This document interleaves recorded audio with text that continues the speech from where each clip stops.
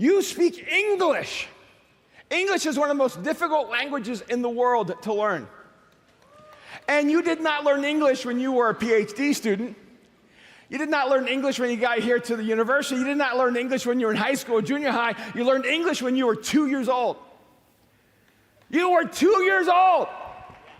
You could barely walk. You couldn't feed yourself. You couldn't flush a toilet. You could not get a job. You had no value to society at all. You're completely dependent on your parents, but you could learn one of the most complicated languages in the world. And I'm telling you, at the age of 2, if they had moved you to China, you would have learned Mandarin or Cantonese. If they'd moved you to the Philippines, you would have learned Tagalog. If they'd moved you to Germany, you would learn German. If they'd moved you to England, you would have finally learned English. You know why? Because when you were born, you were a linguistic savant. You just forgot.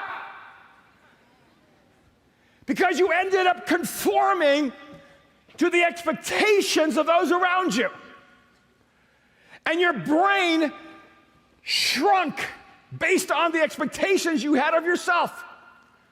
But when you were born, you were a linguistic savant. I'm from El Salvador. I knew Spanish before I knew English. And then I learned English by the time I was 5, 6, 7 years old. It was easy. Then I studied German and Korean and Mandarin and French. Languages are easy if you understand where you began. You are a linguistic savant who forgot your potential. But you're also a creative genius that believed the lie that you were less,